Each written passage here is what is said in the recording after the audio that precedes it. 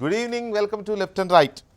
తెలంగాణలో కొత్త జిల్లాల ఏర్పాటుకి గడువు సమీపిస్తోంది. విజయదశమి రోజున విజయవంతంగా కొత్త జిల్లాలను ప్రారంభించాలని ముఖ్యమంత్రి కేసీఆర్ ముహూర్తం నిర్ణయించారు. ఆ రోజు ఉదయం 10:41 సిద్దిపేటలో ఆయన కొత్త జిల్లాని ప్రారంభించబోతున్నారు. అలాగే ఒక్కొక్క జిల్లాకి ఒక్కొక్క మంత్రి ప్రారంభిస్తున్న పరిస్థితి ఉంది. దీనికి సంబంధించి అన్ని రకాల ఏర్పాట్లు జరిగిపోతున్నాయి. ఒక్క ఏర్పాటు జరగలేదు, అది అధికారుల కేటాయింపు. ఏ జిల్లాకి ఎవరు కలెక్టర్, అసలు కలెక్టర్ల సంఖ్య తక్కువగా ఉంది, ఐఏఎస్ ఆఫీసర్ల సంఖ్య తక్కువగా ఉంది. ఐఏఎస్ ఆఫీసర్ల సంఖ్య తక్కువగా ఉన్నప్పుడు కలెక్టర్లు లేకుండా కొత్త జిల్లాలు ఎలా ఏర్పడతాయి? అయితే ఆ కొత్త జిల్లాల కలెక్టర్లుగా ఎవరిని నియమించాలి? గ్రూప్ 1 ఆఫీసర్లకు ప్రమోషన్లు ఇవ్వాలా? అంత సీనియారిటీ ఉన్న ఆఫీసర్లు ఉన్నారా? లేక జూనియర్లను సీనియర్లుగా ప్రమోట్ చేస్తే ఆల్రెడీ ఉన్న సీనియర్లు ఏమవుతారు? రెవెన్యూ సర్వీసెస్ నుంచి ఉన్నత పదవుల్లోకి తీసుకుంటే మరి గ్రూప్ 1 ఆఫీసర్లు హట్ అవరా?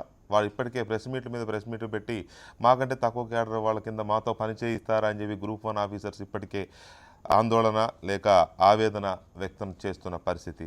అలాంటిది అధికారులు లేకుండా జిల్లాల ఏర్పాటు ఎలా అనేది ఒక అంశం అయితే, కొద్దిసేపటి క్రితమే రాష్ట్ర ఉప ముఖ్యమంత్రి కడియం శ్రీహరి కేబినెట్ మీటింగ్ తర్వాత మీడియాతో మాట్లాడుతూ కొత్త జిల్లాల ఏర్పాటుకు సంబంధించి నంబర్ ఇంకా ఫైనల్ అవ్వలేదు కాబట్టి మేము కలెక్టర్లు ఎంతమంది, ఎస్పీలు ఎంతమంది ఇప్పుడే చెప్పలేమంటూ దాటవేశారు సమాధానాన్ని.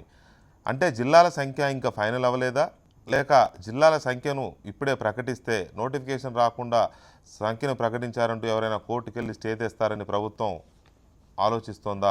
ఇలాంటి చాలా సందేహాల నడుమ కొత్త జిల్లాల ఏర్పాటుకి ముహూర్తం సమీపిస్తోంది. అసలు అధికారుల నియామకం ఎలా ఉండబోతోంది? ఐఏఎస్ల కొరత ఎలా తీర్చబోతున్నారు?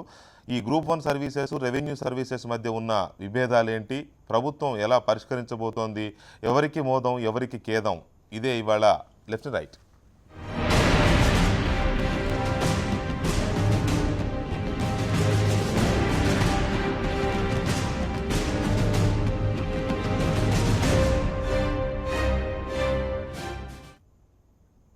బీజేపీ అధికార ప్రతినిధి రఘునందన్ రావు గారు, అలాగే తెలంగాణ తహసీల్దార్ అసోసియేషన్ అధ్యక్షులు లచ్చిరెడ్డి గారు, అలాగే Telangana gazetted officers group 1 officers association అధ్యక్షులు చంద్రశేఖర్ గౌడ్ గారు, ఇక టీఆర్ఎస్ నాయకులు, ఉద్యోగ సంఘాల మాజీ నాయకులు కూడా అయిన దేవిప్రసాద్ గారు కూడా మనతో స్టూడియోలో ఉన్నారు.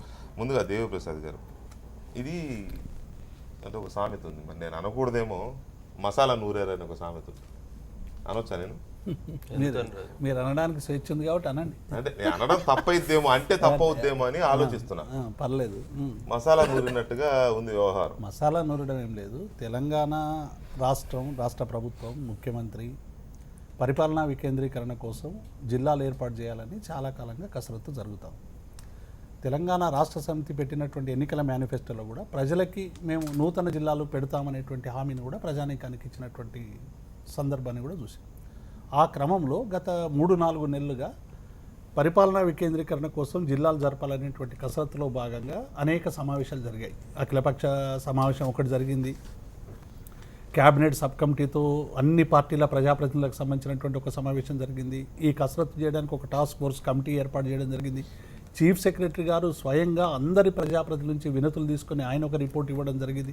మొత్తంగా కూడా జిల్లాలకు సంబంధించినటువంటి ఒక సమగ్రమైనటువంటి ప్రాసెస్ ప్రారంభమైంది. అంటే ఇంకా క్యాబినెట్ జరిగినప్పటికి వరకు ఇప్పటివరకు మనకున్నటువంటి లెక్కల ప్రకారం 27 జిల్లాలు డ్రాఫ్ట్ నోటిఫికేషన్ ఇచ్చిన తర్వాత గద్వాల, జనగామ, సిరిసిల్ల లాంటి, ఆసిఫాబాద్ లాంటి జిల్లాలు కూడా ఏర్పాటు చేయాలనేటువంటి ఒక సూత్రప్రాయంగా అంగీకరించినటువంటి సందర్భాన్ని కూడా చూస్తూ ఉన్నాం.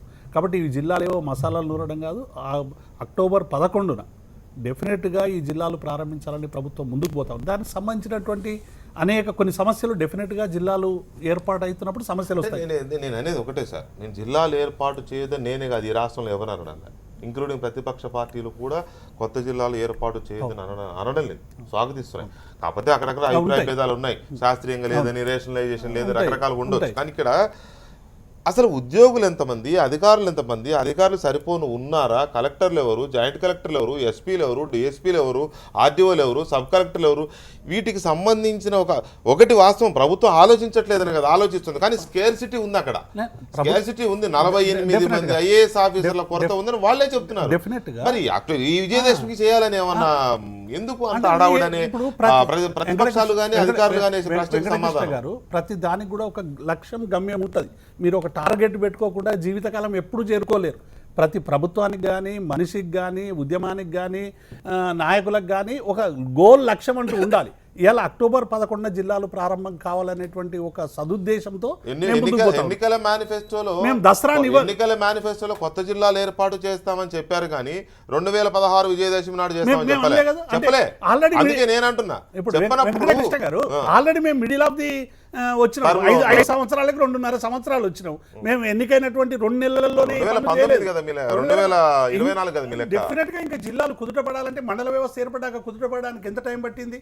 మండల ఆ రోజు బ్లాక్ ఆఫీస్ నుంచి మండల వ్యవస్థ చేయడం వల్ల చాలా సమస్యలు వచ్చినాయి. ఆ రోజు ఇప్పుడు ఉన్నటువంటి సమస్యలు వచ్చింది. 1 సంవత్సరం తర్వాత అదంతా కూడా తేరిపోయి పరిపాలన ముంగిటికి వచ్చి ఇవాళ మండల స్థాయికి సంబంధించినటువంటి ఫలితాలు ఇవాళ మనకు కనబడతా ఉన్నాయి. ఈ రోజు జిల్లాకు సంబంధించి కూడా అటువంటి సమస్య కొన్ని ఎదురవుతాయి. మేము 100% మొత్తంగా కూడా సమస్యలు లేకుండా ఉండవు అని మేము అనడం లేదు. ఆ సమస్యల్ని అధిగమించడానికి ప్రయత్నం చేస్తా ఉన్నాం. ఇప్పుడు మీరు అన్నట్టు ఉద్యోగులకు సంబంధించినటువంటి సమస్యలో 10,140 ఉద్యోగాలు తక్కువగా ఉన్నాయని రాష్ట్ర ప్రభుత్వం గుర్తించింది. అంటే ఫీల్డ్ స్థాయికి సంబంధించినటువంటి ఉద్యోగాలు, అధికారులకు సంబంధించినటువంటి ఉద్యోగాలు అన్నీ కూడా దాదాపుగా ఒక 10,000కు సంబంధించినటువంటి ఉద్యోగాలు రిక్రూట్మెంట్ చేస్తే మొత్తంగా ఇప్పుడు ఉండేటువంటి అన్ని జిల్లాల్లో కూడా అదే కదా ఇంపార్టెంట్. నీకు పని చేయాల్సిన సిబ్బంది, పని చేయాల్సిన ఉద్యోగులు, పని చేయాల్సిన అధికారులు, చేయించాల్సిన అధికారులు లేకుండా జిల్లాలు చేసేసి 4 బిల్డింగ్లు చూపించేస్తే అయిపోతుంది. అది పార్టీకే నష్టం. నేను అదే అంటున్నా, పార్టీకి నష్టం అయితే పర్లేదు, పార్టీకి నష్టం అయితే పర్లేదు, ప్రజలకు నష్టం జరగదు. ఒక్క నిమిషం, నేను ఎందుకంటున్నా అంటే ప్రభుత్వానికి ఒక రకమైన పరిపాలన అందించడం కష్టం. రెండవది ఒక రాజకీయపరమైనటువంటి నిర్ణయం తీసుకుని, అంటే ఒక రాజకీయ పార్టీగా ఇచ్చినటువంటి హామీని అమలు చేసేటువంటి క్రమంలో తీసుకున్నటువంటి నిర్ణయంలో ఎక్కడైనా లోటు జరిగితే రఘునందన్ గారు, జిల్లాల ఏర్పాటును ఎవరు వ్యతిరేకించకపోయినా ఆ జరుగుతున్న తీరు కానీ లేకపోతే ఇప్పటికిప్పుడు ఈ విజయదశమి చేయాలనే ఒక నిర్ణయంలో కానీ అధికారులు లేకపోతే ఇతరత్ర ఏర్పాట్లు ఇదంతా చూస్తుంటే వారి వాదంతో ఏకీభవించవచ్చు మనం దేవిప్రసాద్ గారి ఆర్గ్యుమెంట్తో. ఇప్పుడు ఉద్యోగ సంఘాల నాయకుడి నుంచి అన్న కద్దరు బట్టలు వేసుకుని రాజకీయ నాయకుడిగా పరిణతి చెందింది కాబట్టి అన్న అట్లే సమర్థించాలి, అట్లే మాట్లాడాలి. కద్దరంగా వేసుకోకుండా తెల్ల బట్టలు వేసుకున్నాడు, కద్దరంగిలు వేసుకున్నాడు, రాజకీయ పార్టీ తరఫున పోటీ చేసినాడు, అయిపోయింది. ఉద్యోగ సంఘాలన్నింటినీ చేయాల్సినంత నిర్వీర్యం చేసేసి తెలంగాణలో టీఆర్సీ ఇవ్వకున్నాడు, పైసలు ఇవ్వకున్నాడు, అసలు ఏం లేకుండా చేసి అయిపోయింది. వాస్తవం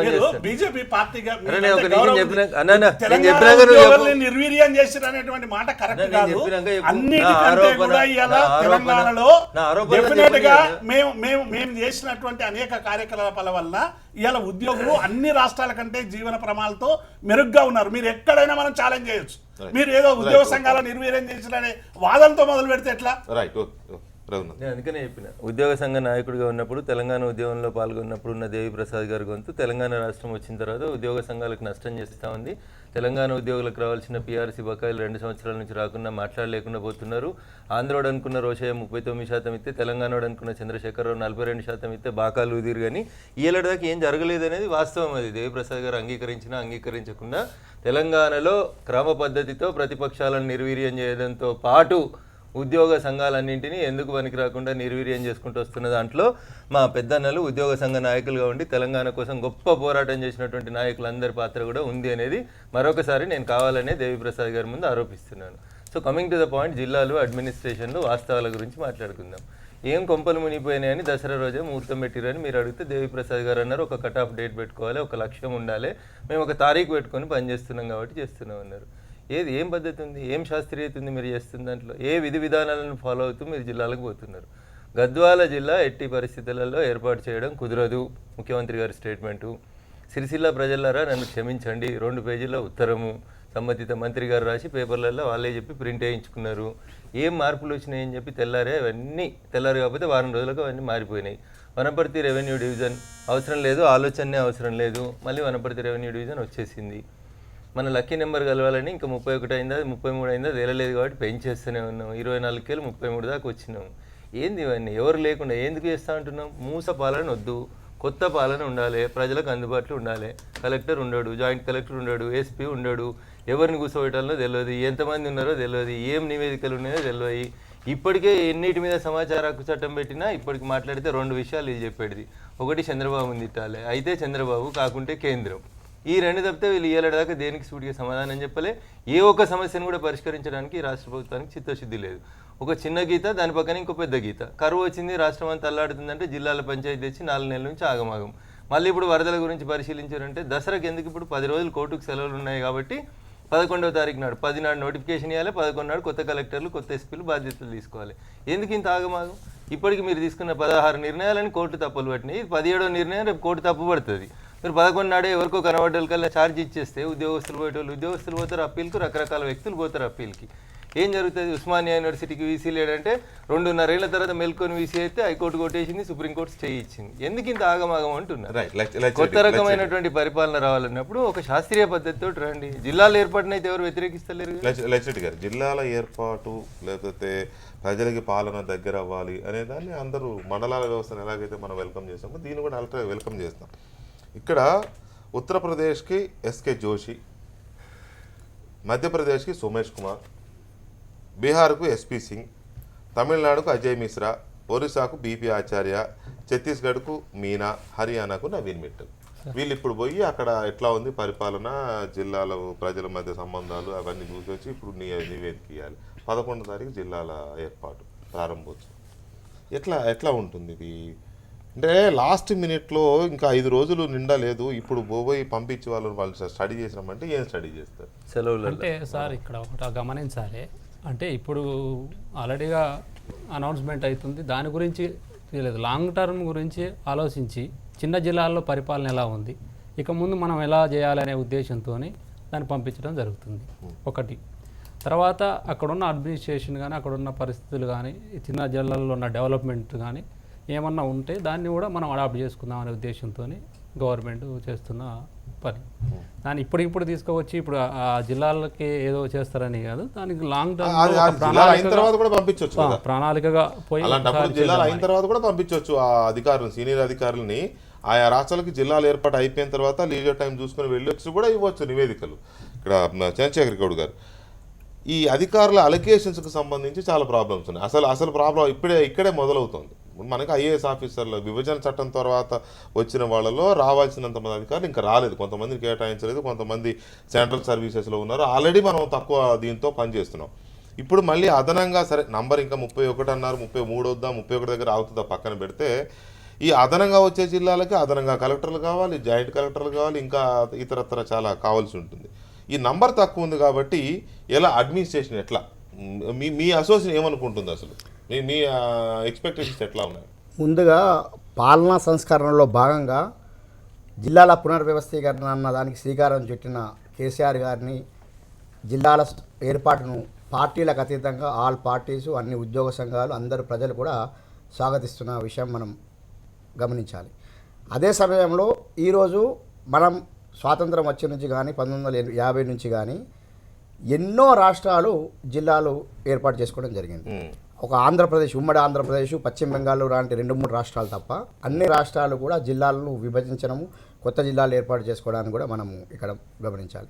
అంతేకాకుండా మన తెలంగాణ జనాభా, రాష్ట్ర జనాభా 3,50,00,000 ఉంటే తెలంగాణ రాష్ట్ర జనాభా కన్నా తక్కువ ఉన్నటువంటి చాలా రాష్ట్రాల్లో కూడా జిల్లాల సంఖ్య ఎక్కువ ఉన్న విషయాన్ని మనం గమనించాలి. అస్సాం లాంటి రాష్ట్రంలో 3,11,00,000 జనాభా ఉన్న అస్సాం రాష్ట్రంలో ఈరోజు 35 జిల్లాలు ఉన్న విషయాన్ని, అంటే మొన్న 15 ఆగస్టు రోజు కూడా 2 జిల్లాలు, మొన్న జనవరి రోజు ఒక 4 జిల్లాలు, అంతకుముందు ఒక 8 జిల్లాలు, మొత్తానికి 35 జిల్లాలు అస్సాం లాంటి రాష్ట్రాల్లో ఉన్న విషయాన్ని మనం గమనించాలి. అయితే ఇక్కడ ఒక విషయం ఏంటంటే, మన రాష్ట్రంలో, ఉమ్మడి ఆంధ్రప్రదేశ్ రాష్ట్రంలో నుంచి అంటే విభజన చట్టం ద్వారా కేంద్ర ప్రభుత్వం మన రాష్ట్రానికి కేటాయించినటువంటి ఐఏఎస్ అధికారుల సంఖ్య 168, 163. 163లో ప్రస్తుతము మన రాష్ట్రంలో పనిచేస్తున్న వారి సంఖ్య 123. 123 అంటే దాదాపు 40 ఖాళీలు ఉన్నాయి. ఇటీవల మన ముఖ్యమంత్రి గారి చొరవ వల్ల కేంద్ర ప్రభుత్వము 40 ఐఏఎస్ పోస్టులను అదనంగా కేటాయించినప్పటికీ ఆ 40 పోస్టులు ఇప్పటివరకు రాలేదు. ఒకవేళ వచ్చినా కూడా ఆ పోస్టులన్నిటి కూడా మళ్ళీ యూపీఎస్సీ ద్వారా ఐఏఎస్ ఆఫీసర్లను డైరెక్ట్ రిక్రూట్మెంట్ ద్వారా మనకి రాష్ట్రానికి పంపించాలంటే చాలా సమయం పడుతుంది. ఈ నేపథ్యంలో ఐఏఎస్ అధికారుల కొరతను అధిగమించడానికి తెలంగాణ రాష్ట్ర ప్రభుత్వము ఒక 2 సంవత్సరాల ముందుగానే దీన్ని ఊహించి, మేము గ్రూప్ వన్ ఆఫీస్ అసోసియేషన్ ఆధ్వర్యంలో మేము ఇచ్చిన రిప్రజెంటేషన్కి అనుగుణంగా గౌరవ కేసీఆర్ గారు ఆ విజ్ఞప్తికి సానుకూలంగా స్పందించి GOMS నెంబర్ 777, GORT నెంబర్ 777 అంటే creation of Telangana administrative service. Telangana administrative సర్వీసును ఏర్పాటు చేయడానికి 6 సీనియర్ ఐఏఎస్ ఆఫీసర్లతో ఒక కమిటీని వేయడం జరిగింది. గ్రూప్ 1 అధికారులుగా మేము కూడా ఆ కమిటీ యొక్క ఆదేశాల మేరకు 5 రాష్ట్రాలు కేరళ, ఒరిస్సా, హిమాచల్ ప్రదేశ్, రాజస్థాన్, గుజరాత్ లాంటి 5-6 రాష్ట్రాల్లో మేము పర్యటించి గత 2.5 నెలల కిందనే మేము అడ్మినిస్ట్రేటివ్ సర్వీస్ సంబంధించిన రిపోర్ట్ను కూడా ఇవ్వడం జరిగింది. ఈరోజు రాష్ట్ర ప్రభుత్వం నుంచి కూడా మాకున్నటువంటి సంకేతాలు ఏంటంటే ఐఏఎస్ అధికారుల కొరతను అధిగమించడానికి చాలా రాష్ట్రాల్లో ఉన్న విధంగా ఇండియన్ అడ్మినిస్ట్రేటివ్ సర్వీస్ ఏ విధంగా ఉందో తెలంగాణ అడ్మినిస్ట్రేటివ్ సర్వీస్ను ఒకటి క్రియేట్ చేయడానికి రాష్ట్ర ప్రభుత్వం చాలా సుముఖంగా ఉంది. ఇప్పటికిప్పటికీ ఈ 4-5 రోజుల్లో జిల్లాల ఏర్పాటు అనంతరం ఇమ్మీడియట్గా తెలంగాణ అడ్మినిస్ట్రేటివ్ సర్వీస్ ద్వారా ఒక పూల్ ఆఫ్ ఆఫీసర్స్ అంటే వివిధ శాఖల్లో సమర్థులంతమైనటువంటి ప్రతిభావంతులైన చాలా దగ్గర డైరెక్టర్ ఆఫ్ ఆడిట్ ఉన్నారు, ఐఏఎస్ ఆఫీసర్ లేడు as of now. Audit department, director of treasuries, తర్వాత ఇంజనీరింగ్ చీఫ్, తర్వాత మొన్న మీరు ఆర్టీసీ ఎండీని తీసుకుంటే ఇంతమంది ఐఏఎస్ ఆఫీసర్ ఉండేవారు, ట్రాన్స్కో ఎండీ ఐఏఎస్ ఆఫీసర్ ఉండేవారు. ఈరోజు మేము కోరుకుంటున్నది కూడా అదే. హెచ్ఓడీలలో, ఎండీలలో ఐఏఎస్ ఆఫీసర్ల యొక్క కొరత ఎలాగుంది కాబట్టి ఐఏఎస్ ఆఫీసర్ల బదులు సీనియర్ డిపార్ట్మెంటల్ ఆఫీసర్స్ నియమించాలి. అంతేకాకుండా ఈరోజు జాయింట్ కలెక్టర్లు జిల్లాల పరిధి తగ్గినటువంటి నేపథ్యంలో కలెక్టర్లకు, జాయింట్ కలెక్టర్లకు, డిఆర్ఓలకు సంబంధించినటువంటి పరిధి వాళ్ళ యొక్క విధి విధానాలను ఖరారు చేయడానికి ఇప్పటికీ అదర్శిన్న అన్న కమిటీ కూడా వేసిన విషయం మీకు తెలుసు. ఆ నేపథ్యంలో జాయింట్ కలెక్టర్లుగా ఒక సీనియర్ గ్రూప్ 1 ఆఫీసర్స్ను అంటే ఓ సీనియర్ గ్రూప్ 1 ఆఫీసర్స్ను నియమిస్తే ఇప్పుడు అడ్మినిస్ట్రేటివ్ సర్వీసెస్ దాన్ని ఏర్పాటు చేయడానికి ప్రభుత్వం సుముఖంగా ఉంది, మరి ఎందుకు అవడం లేదు?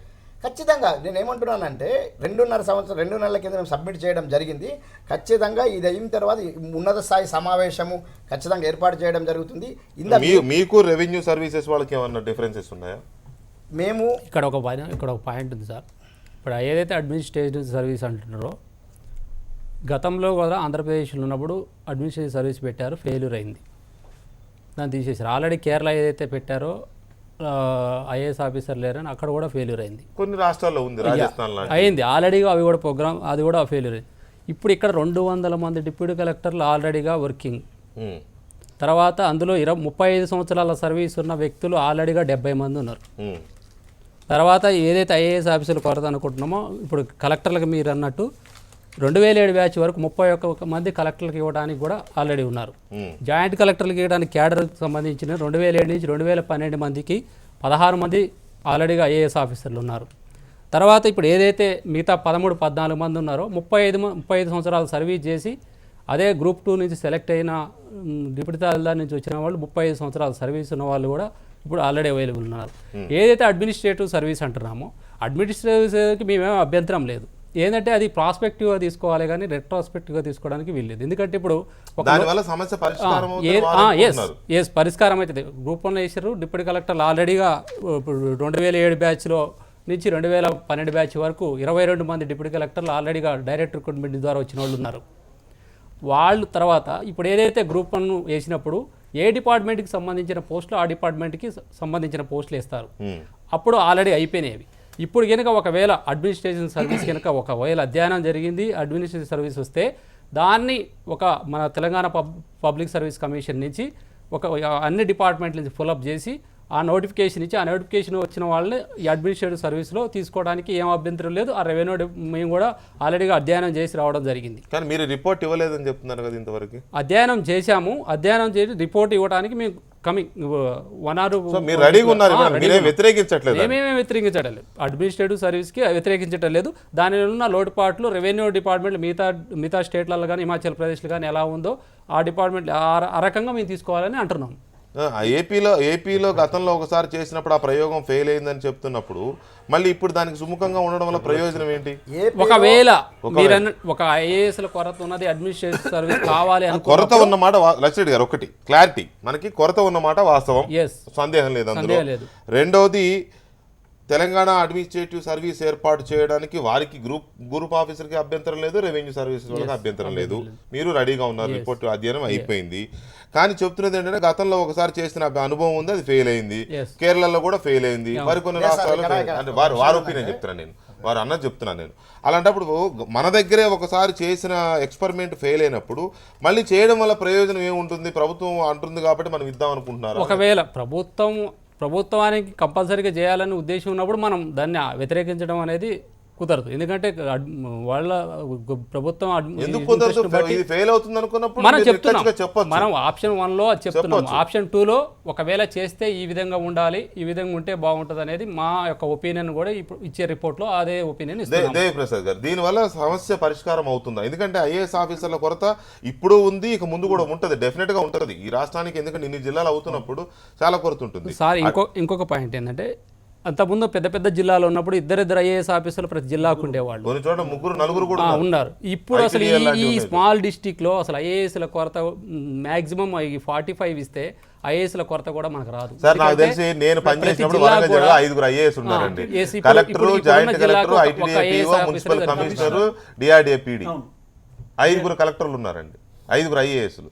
సో అంటే నంబర్ ఆఫ్ ఐఏఎస్ ఉంటే పెట్టుకోవచ్చు, కానీ అడ్మినిస్ట్రేటివ్ సర్వీస్ ఏర్పాటు చేయడం వల్ల ఆ సమస్య పరిష్కారం అవుతుందా? ఒకటి అంటే తెలంగాణ అడ్మినిస్ట్రేటివ్ సర్వీస్ ఏర్పాటు చేయాలని గ్రూప్ 1 ఆఫీసర్స్ ఏదైతే ప్రతిపాదనలు పెట్టారో రెవెన్యూ సంబంధించి కూడా వాళ్ళు కూడా అధ్యయనం చేసి రెడీగా ఉన్నారు. ఈ 2 అధ్యయనాలు రాష్ట్ర ప్రభుత్వానికి అందినాక, ఎందుకంటే ఇది ఒక సర్వీసుకు సంబంధించినటువంటి విషయం, ప్రభుత్వం నిర్ణయాలు తీసుకునే ముందు అన్ని సంఘాలను కూడా సంప్రదించాల్సినటువంటి బాధ్యత ఉంటుంది. కాబట్టి ఇవి సంప్రదించి తెలంగాణ అడ్మినిస్ట్రేషన్ సర్వీస్ ఏర్పాటు వల్ల ఏమేమి అడ్వాంటేజెస్ ఉన్నాయి అనేది వీళ్ళందరూ కూడా చిన్న చిన్న రాష్ట్రాలన్నీ కూడా తిరిగి వాళ్ళు ఒక అధ్యయనం చేసి వచ్చారు. ఇప్పటికే ఉన్నటువంటి వ్యవస్థలో కొన్ని లోపాల కారణంగా గతంలో ఉన్నటువంటి అడ్మినిస్ట్రేటివ్ సర్వీసులు పనిచేయలేదు, కాబట్టి దానివల్ల మాకు కొన్ని అనుమానాలను కూడా మా రెవెన్యూ సంఘానికి సంబంధించినటువంటి సోదరులు చెప్తా ఉన్నారు. కాబట్టి వాళ్ళు అధ్యయనం చేసి ఇచ్చినాక ఈ 2 రిపోర్ట్లను ప్రభుత్వం పరిశీలించి ఇరు సంఘాలతో మాట్లాడి ఒక నిర్ణయం తీసుకునేటువంటి అవకాశం ఉంది. దీనివల్ల కొంత అధిగమించేటువంటి అవకాశం ఉంది. ఎందుకంటే మనకు రిక్వైర్డ్ ఐఏఎస్ మనం అంటే మీకు పీకే మహంతి గారు సిఎస్ గారు ఉన్నప్పుడు ఉమ్మడి రాష్ట్రానికి ఉన్నప్పుడు ఆయన కేసీఆర్ను కలిసినటువంటి సందర్భంగా ఆయన పెట్టిన ప్రతిపాదన ఏంటంటే, ఎట్లాగూ మీరు మేనిఫెస్టోలో నూతన జిల్లాలని ప్రతిపాదనలు చేస్తూ ఉన్నారు, అసలు ఎన్ని జిల్లాలు చేయాలనుకుంటారో ఇప్పుడే మనం ఐఏఎస్లని అడిగితే బాగుంటుందని చెప్పి అప్పుడే ఆయన లెక్కలు కొన్ని తీసుకొని మన రిక్వైర్మెంట్ కంటే ఎక్కువ ఆ రోజు ఐఏఎస్లను అడిగినటువంటి సందర్భం కూడా ఉంది. ఆ రోజు పీకే మంత్రి గారు నాతో కూడా స్వయంగా చెప్పడం జరిగింది. కాబట్టి ఇప్పుడు మనకు ఉన్నటువంటి అంటే నిన్న వీళ్ళంతా ఎక్సర్సైజ్ చేసిన తర్వాత నాకున్నటువంటి సమాచారం మేరకు 11 జిల్లాలకు సంబంధించినటువంటి 11 ఐఏఎస్లు కొంత మనకు షార్ట్ ఫాల్ ఉంది. అంటే ఇప్పుడు ఉన్నటువంటి కమిషనర్స్ ఉన్నారు, వివిధ రంగాల్లో ఉన్నటువంటి కమిషనర్లని సీనియర్ ఐఏఎస్ ఆఫీసర్ని కొందరిని జిల్లా కలెక్టర్లుగా పెట్టి, ఎందుకంటే అడ్మినిస్ట్రేషన్ కొంత గాడిలో పడేంత వరకు కూడా కొంత గైడెన్స్ అవసరం జిల్లాకి అనేటువంటి పద్ధతిలో చేసి మిగతా వాళ్ళందరినీ కూడా ఇక్కడ ఉంచుకునేటువంటి ప్రయత్నం చేస్తూ ఉన్నారు. డెఫినెట్గా ఈ గ్రూప్ 1 వాళ్ళకి కానీ మిగతా వాళ్ళకి కానీ ఇవ్వడం ద్వారా కొంత సమస్య పరిష్కారం అవుతుంది. కానీ దీన్ని ఎట్లా చేయాలి అనేటువంటి విషయంలో ఇవాళ ఐపీఎస్ సంబంధించి కూడా సమస్య వస్తూ ఉన్నది. ఐపీఎస్లు మాత్రమే అది ఆ సమస్య ఉన్నది. కాబట్టి ఇవి డెఫినెట్గా కొంత ఆ ప్రారంభంలో మనకు కొన్ని సమస్యలు వస్తాయి. డెఫినెట్గా కేంద్రం నుంచి ఇప్పటికే కేంద్రం సుముఖత చూపించేది, ఇందులో కొన్ని సమస్యలు కూడా ఉన్నాయి. రిక్వైర్డ్ ఐఏఎస్ వాళ్ళు లేరు, మన స్టేట్కి ఇచ్చేటువంటి కోటా ఏదైతే ఉంటుందో పర్సెంటేజ్ కంటే ఎక్కువ కూడా మన రాష్ట్రానికి సంబంధించిన ఐఏఎస్లు ఇవ్వడానికి కేంద్రం దగ్గర రూల్ లేదు. కాబట్టి ఆ రూల్ను కూడా అధిగమించి ఈ ప్రాంతానికి సంబంధించినటువంటి తెలుగు వాళ్ళు ఎవరైనా ఈ ప్రాంతానికి రావడానికి ఆ రిలాక్సేషన్ కూడా చేయాలని కూడా మన రాష్ట్ర ప్రభుత్వం లేఖలు రాస్తారు. సార్ ఇక్కడ మిత్రులు చెప్పినట్టు ఏపీ అడ్మినిస్ట్రేటివ్ సర్వీస్ అనేది అసలు ఏ రూల్ కానీ ఏది కానీ పేపర్ మీద ఏర్పాటు కాలేదు.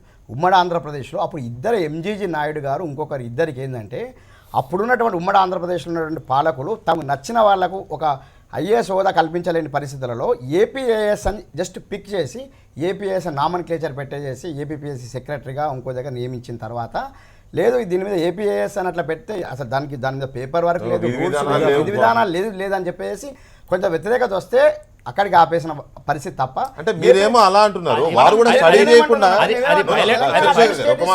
ఒక మాట మీరు కూడా అంటే మీరేమో అలా అంటున్నారు, మీరు దాని పూర్వాపరాలకు వెళ్ళి మీరు ఆ మాట చెప్తారు. రెవెన్యూ ఆఫీసర్స్ అసోసియేషన్ కూడా అంత తేలిగ్గా స్టడీ చేయకుండా అట్లా అంటారా? ఏమంటున్నానంటే ఈరోజు గత మార్చిలో ఇచ్చినటువంటిది తర్వాత మమ్మల్ని పంపించాం, మేము వెళ్ళాము, ఈ రోజు వరకు రిపీట్ సబ్మిట్ చేయాలి. నేనేమంటున్నానంటే వారు ఏదైతే అధ్యయనం చేశారో ఇంకా దానికి అనుగుణంగా ఇంకా వేరే రాష్ట్రాల్లో ఎక్కడ ఉందో ఎక్కడ లేదో 29 రాష్ట్రాలు అన్నీ చేసి అసలు నాకు అర్థం కావట్లేదు. తెలంగాణలో ఇప్పుడు గడిచిన ఒక 3-4 నెలలుగా మా అబ్జర్వేషన్ ఏంటంటే ఈ గ్రూప్ 1 ఆఫీసర్స్కి అలాగే రెవెన్యూ ఆఫీసర్స్కి మధ్యలో ఒక రిఫ్ట్ ఏదో నడుస్తూ ఉంది. ఏంటది? ఎందుకు?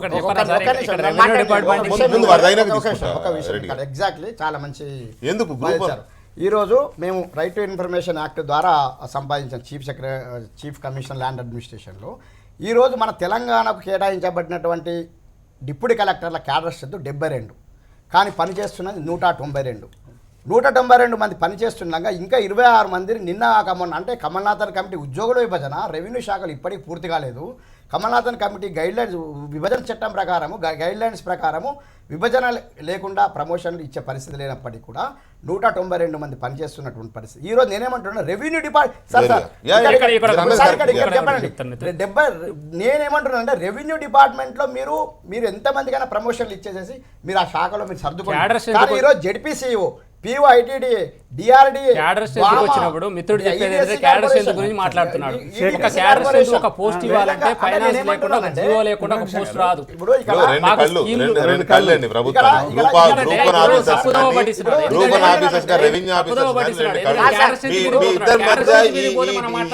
మీ ఇద్దరి మధ్య విభజన రేఖ రావడానికి కారణం ఏంటి? కొత్త జిల్లాలు వస్తున్నాయి, కొత్త జిల్లాల సందర్భంగా క్యాడర్ స్ట్రెంత్ గురించి మాట్లాడారు సార్. ఎందుకంటే డిఎస్పీలు క్యాడర్ స్ట్రెంత్ కన్నా ఎక్కువ ఉన్నారని సుప్రీంకోర్టుకు పోతే సూపర్ మెమరీ క్రియేట్ చేసి పోస్ట్ క్యాడర్ స్ట్రెంత్ గురించి మాట్లాడుతుంది. ఎందుకంటే డిఎస్పీలు వేరే డిపార్ట్మెంట్లో ఇవ్వరు. ఇంకొకటి ఏంటంటే ఇప్పుడు ఐపీఎస్ తక్కువ ఉన్నారని గ్రూప్ 1 అడ్మినిస్ట్రేషన్ సర్వీస్ పెట్టి ఐపీఎస్ తీసుకుంటామా? తీసుకోవాలి. యూనిఫామ్ డిపార్ట్మెంట్ ఉన్న వాళ్ళు వచ్చి రెవెన్యూ డిపార్ట్మెంట్ లో మేము పోస్ట్ చేస్తామంటే అట్లా కాదు. మేము పోయి యూనిఫామ్ డిపార్ట్మెంట్ లో పనిచేస్తామంటే అది కుదరదు. ఎందుకంటే జాయింట్ కలెక్టర్ ఏం చేస్తున్నారు, ఒక జాయింట్ కలెక్టర్ పోస్ట్ చేయాలంటే డైరెక్ట్ గా ఐఏఎస్ అయిన వ్యక్తికి కూడా సబ్ కలెక్టర్ కూర్చోబెట్టి ట్రైనింగ్ 1 year ఇచ్చి 1 year ముసోరిలో ట్రైనింగ్ ఇచ్చిన తర్వాతనే అతన్ని తీసుకొస్తారు. ఇప్పుడు గ్రూప్ 1 పేరు మీద వచ్చేసి మీరు డైరెక్ట్ జాయింట్ కలెక్టర్ కూర్చుంటాం అంటారు. ఒక జాయింట్ కలెక్టర్ ఖచ్చితంగా కూర్చోవచ్చా? మాకు ఆల్రెడీగా అన్ని ఒక 1 year ట్రైనింగ్ ఉంటుంది సార్. మాకు సెలక్షన్ కాగానే 1 year ట్రైనింగ్ ఉంటుంది అన్ని డిపార్ట్మెంట్లతో. క్యాడర్ పరంగా వాళ్ళకంటే మీరు తక్కువ, వాళ్ళకంటే తక్కువైన మీరు జేసీలుగా ఉంటే మీ కింద వారంటున్న మాట నేనంటున్న మాట కాదు. రెవెన్యూ సర్వీసెస్ నుంచి వచ్చే వాళ్ళు గ్రూప్ 1 ఆఫీసర్స్ కంటే క్యాడర్ పరంగా తక్కువ కాబట్టి మాకంటే తక్కువ ఉన్న వాళ్ళు జేసీలు అయితే వాళ్ళ కింద మోటార్ వెహికల్ ఇన్స్పెక్టర్లు చేసినా తక్కువ కావడానికి, లేకపోతే వేరే ఇంకేమైనా పని చేసినా మేము మా డిపార్ట్మెంట్ లో ఉన్న ఛానల్ మా డిపార్ట్మెంట్ లో ఉంటుంది, వాళ్ళ డిపార్ట్మెంట్ లో ఛానల్ అదే మా department channel civil civil service executive branch మాది. Revenue department civil service executive branch district level cadre is high level cadre. అంతే. రెవెన్యూ డిపార్ట్మెంట్ యొక్క విధి విధానాలను డిస్ట్రిక్ట్ రెవెన్యూ ఆఫీసర్ గా పరిమితం చేయాలి.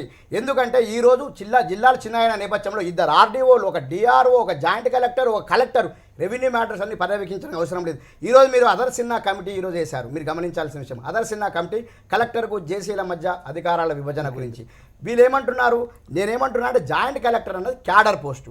ఐఏఎస్ ఆఫీసర్కి సంబంధించినటువంటి 11 ఇంతకుముందు దేవప్రసాద్ గారు చెప్పినట్టు 11 మంది అంటే రంగారెడ్డి జిల్లా ఇద్దరు ఉన్నారు కాబట్టి 11 మంది ఐఏఎస్ ఆఫీసర్.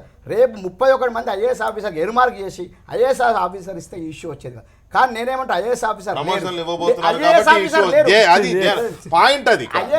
లేరు కాబట్టి నేనేమంటున్నా అంటే క్యాడర్ పోస్టులు ఐఏఎస్ ఆఫీసర్ లేనప్పుడు ఒక స్పెషల్ గ్రేడ్ డిప్యూటీగా రెవెన్యూ శాఖకి ఆ జేసీ పోస్టును పరిమితం చేయడం ఎంతవరకు సమంజసం? రైట్ రఘునందన్ గారు, ఇక్కడ కొత్త జిల్లాల ఏర్పాటు నేపథ్యంలో గ్రూప్ 1 ఆఫీసర్స్కి రెవెన్యూ ఆఫీసర్స్కి మధ్యలో వచ్చిన రిఫ్ట్గానే కనపడతా ఉంది. ఇదేదో జాతుల పోరాటం కాదు, గట్టు పంచాయతీ కాదు. ఇది కేవలం కొత్త జిల్లాల ఏర్పాటు నేపథ్యంలో ప్రమోషన్స్ వస్తాయి, పదవులు మారుతాయి కాబట్టి ఎవరి ఎగ్జిస్టెన్స్ ఏంటి, ఎవరికి రావాల్సింది ఎవరు లాక్కొని పోతున్నారు అనే ఒక ఇన్నర్ భావన కావచ్చు, లేదా ఇన్సెక్యూరిటీ కావచ్చు, ఏదైనా కారణాలు ఏవైనా ఆ రిఫ్ట్ వచ్చింది.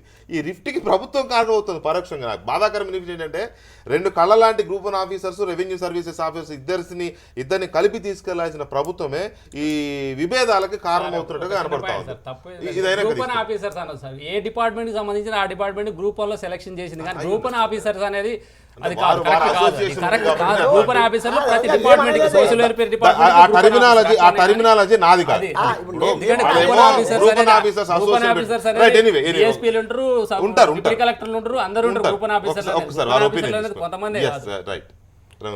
నేను అదే చెప్తా ఉన్నాను సార్, ఇంత తొందరపడి కొత్త జిల్లాలు ఎందుకు అని.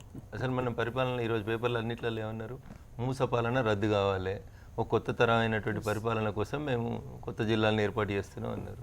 అసలు నడిపించే జిల్లా కలెక్టర్లో, నడిపించే మంత్రులు, లేకపోతే నడిపించే నాయకులు ఎవరు లేకుండా కొత్త జిల్లాలు ఏర్పాటు చేసి పాలనే లేకపోవడం వల్ల, ఉన్నోళ్ళ మధ్యలో మంచి పాలన పక్కన పెడతాం. అదే అసలు ఏముంటుంది పాలన? ఇప్పుడు జిల్లా కలెక్టర్ ఉన్నాడు, 16 జిల్లాలకి మంత్రులు ఉంటారు, మిగతా 15 జిల్లాలకి మంత్రులు ఉండరు. ఎమ్మెల్యేలు ఎవరికి వాళ్ళే ముఖ్యమంత్రి లెవెల్లో ఫీల్ అవుతుంటారు. మీకు తెలియదు ఏముంటుంది. ఇంకా పంచాయతీ ఎట్లా నడుస్తుంది? కలెక్టర్ డైరెక్ట్ ఐఏఎస్ని పోస్టింగ్ చేయడానికి ప్రభుత్వానికి చిత్తశుద్ధి లేదు. 31 మంది కలెక్టర్లు లేరు, ఐఏఎస్లు లేరు అంటే ఉన్నారు. వాళ్ళని తీసుకొచ్చి ఆర్టీసీకి వాళ్ళే, ట్రాన్స్కోకి వాళ్ళే, అన్నిటికీ వాళ్ళనే పెడుతున్నారు. ముందు జిల్లాలు నడిపించేందుకు కలెక్టర్ని సరైన పెట్టిన తర్వాత మిగతా వాళ్ళకి మిగతా వాళ్ళని పెట్టుకోండి, ఇన్ఛార్జీలు పెట్టుకోరు 100 మందిని. ఇవన్నీ ఎందుకు అసలు ఈ పంచాయతీ అంతా ఇంత తొందరపాటు ఎందుకని? ఈ దసరా కాకపోతే వచ్చే ఉగాదికి చేయండి, లేడీకి లేచిందే పరిగెందుకు అంటున్నా.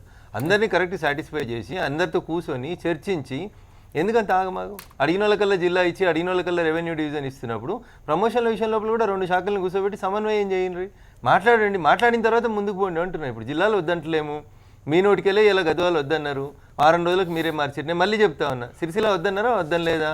మంత్రి గారు క్షమాపణ చెప్తూ ఉత్తరం రాసిరా రాయలేదా? మళ్ళీ ఎందుకు వచ్చింది సిరిసిల్ల? హై పవర్ కమిటీ ఏంది? కేకే కమిటీలు, కాకా కమిటీలు ఏంది? కేసీఆర్ గారి వెంకటకృష్ణ గారు రేపు ప్రజలు సికింద్రాబాద్ ఒక జిల్లా కావాలంటారు, చార్మినార్ ఒక జిల్లా కావాలంటారు, గోల్కొండ కావాలంటున్నారు. ఒక ఆయన ములుగు అడుగుతున్నాడు, ఇంకొక ఆయన దేవరకొండ అడుగుతున్నాడు. అటు ఇటు చేసి దాన్ని 33కి తీసుకొస్తారు. ఎట్లా 31 తోటి మన లెక్క కుదరదు కదా. మా లెక్క 6 కుదరాలి. 6 కుదరాలంటే 33 అవుతాయి. అందుకని ఇలా క్యాబినెట్ ఫైనల్ డిసిషన్ చెప్పదు. ఎందుకు ఇంత ఆగమాగం అంటున్నాను నేను. నిజంగా పరిపాలన సౌలభ్యమే మీ లక్ష్యం అయితే ఇక వీళ్ళని కలెక్టర్లు సెలెక్ట్ చేసుకోండి, ముందు ఆ ప్రాసెస్ కంప్లీట్ చేయండి. 2 మంచి శాఖలు, రెవెన్యూ శాఖ, గ్రూప్ 1 అధికారుల మధ్యలో ఇంత పెద్ద తగాదా పెట్టి, నా మీద నువ్వా నీ కింద నేను అనేటువంటి పంచాయతీ వాళ్ళ మధ్యలో పెట్టి, ఇదంతా ఎందుకు మంచిది అంటున్నా? దేనికి మంచిది? ఇక్కడ దేవిప్రసాద్ గారు ఒక విషయం, ఇప్పటికే ఉన్న 10 జిల్లాలలో ఐఏఎస్లు కొరత ఉండడం వల్ల కొన్ని జిల్లాల్లో నాన్ ఐఏఎస్ ఉన్నారు సార్. ఉన్నా కానీ వాళ్ళకి జేసీలుగా ఉన్నారు, లేకపోతే ఇంకా ఇతర పోస్టుల్లో ఉన్నారు. ఇప్పుడు కొత్త జిల్లాలో కూడా అదే దీన్ని తీసుకొచ్చి, అదే రూల్ తీసుకొచ్చి పెట్టేస్తామంటే ఎక్కడి నుంచి తెస్తారు? ఒకటి. తర్వాత జూనియర్లలో కూడా పోస్టింగ్లు ఇచ్చేసే పరిస్థితి వచ్చేస్తుంది. 5 ఏళ్ల సీనియారిటీ ఉంటే జేసీలుగా నియమిస్తామని చెప్పేసి ఎట్లా సాధ్యమవుతుంది ఇది? సీనియర్ అంత జూనియర్లను తీసుకొచ్చి అంత పెద్ద పోస్ట్లో కూర్చోబెడితే ఎక్కువ సీనియారిటీ ఉన్నాయని కూడా అదే పోస్ట్లో ఉంటే ఇట్లాగే ఉంటుంది. ఇప్పుడు ఏదైతే అన్నదమ్ముల్లాగా ఉండాల్సిన ఒక వివాదం జరిగిందో ఇప్పుడు ఇది మంచిది కాదు, ఏ జిల్లాకి మంచిది కాదు, రాష్ట్రానికి మంచిది కాదు. ఒకటి, ఇంతకుముందు రఘునందన్ గారు చెప్పినట్టు ఐఏఎస్ల అధికారులకు సంబంధించినటువంటి రాష్ట్ర ప్రభుత్వం రిక్వెషన్ పెట్టింది కేంద్రానికి. ఇవాళ కొత్తగా జిల్లాల కంటే ముందే పెట్టింది. కానీ అవసరమైనటువంటి ఇంకా ఐఏఎస్ అధికారుల అలాట్మెంట్ ఏ కారణాల వల్లనో కేంద్రం ఇంకా ఇప్పటి వరకు తెలంగాణకు అయితే కేటాయించలేదు. రకరకాల సమస్యలు ఉండొచ్చు, కేంద్రానికి కూడా ఇచ్చే క్రైటీరియా ఉండొచ్చు, రూల్స్ ఉండొచ్చు, ఉండొచ్చు. కానీ ఇలా వాటిని మాకు రిక్వైర్మెంట్కి సంబంధించినటువంటి ఇవ్వాల్సినటువంటి అవసరం కేంద్రం నుంచి ఉంది. ఒకటి. 2, ఇవాళ అనేక మంది ఐఏఎస్లకు సంబంధించినటువంటి బాధ్యతలు మేము తప్పిస్తూ ఉన్నాం. ఇలా ట్రాన్స్కో సంబంధించి మీకు తెలుసు, 6 ఐఏఎస్ అధికారులు గతంలో ట్రాన్స్కో, జెన్కో వీటికి ఉండేవాళ్ళు. వీళ్ళందరినీ కూడా ఇవాళ ఐఏఎస్ అధికారుల అవసరాల రీత్యా అక్కడి నుంచి రిట్రీట్ చేసి మేము ఆ సంబంధించినటువంటి అధికారులనే వేసేటువంటి ఒక నూతన ప్రక్రియకు మేము ఒడగట్టి 24 గంటల నేను మంచిదన్నాను కదా. దాన్ని అధిగమించడానికి మేము చేస్తున్నటువంటి ప్రయత్నాల్లో ఒక తొలిమెట్టు అది. 2వది, ఆర్టీసీ ఎండీకి సంబంధించి కూడా మేము ఇవాళ ఐఏఎస్ అధికారిని ఇవ్వలేదు. ఎందుకంటే ఐఏఎస్ అధికారులు ఇవాళ కేంద్రము సరైనటువంటి ఐఏఎస్ అధికారులు ఇవ్వలేకపోవడం వల్ల మేము రాష్ట్రానికి సంబంధించినటువంటి సమస్యలను అధిగమించాల్సినటువంటి గురుతరమైనటువంటి బాధ్యత ఎన్నుకున్నటువంటి ప్రభుత్వానికి ఉంటుందా లేదా? డెఫినెట్గా వాటిని అధిగమించడానికి అవసరమైనటువంటి ఆల్టర్నేట్ అరేంజ్మెంట్లు మేము చేసుకుంటాం. అలాగే ఇవాళ జిల్లాలకు సంబంధించి కూడా, ఇవాళ జిల్లాలో మీరే ఇంతకుముందు చెప్పారు, ఒక్కొక్క జిల్లాలో ఐటీడీఏకి సంబంధించి కానీ ఇవాళ అడిషనల్ జాయింట్ కలెక్టర్లు కూడా ఉన్నారు. ఇవాళ అడిషనల్ జాయింట్ కలెక్టర్లు ఆర్డీఓ. ఇప్పుడు జిల్లాలకు సంబంధించినటువంటి కొంత పనిభారం అంటే హయ్యర్ లెవెల్లో జరుగుతున్నటువంటి పనిభారం కొంత తగ్గే అవకాశం ఉంది. కాబట్టి ఒక జిల్లాకి కలెక్టరు, జాయింట్ కలెక్టరు, ఏజీసీ అవసరం అనేటువంటి చర్చ కూడా ఇలా టాస్క్ ఫోర్స్ కమిటీ ఆలోచిస్తూ ఉన్నది. ఆలోచించి ఒకవేళ అవసరమైతే ఒకే కలెక్టర్ను, డిఆర్ఓను మధ్యలో చేసి లేకుండా సరైన అనుభవం లేని వారిని, సరైన సీనియారిటీ లేని వారితో నింపడం జేసీకి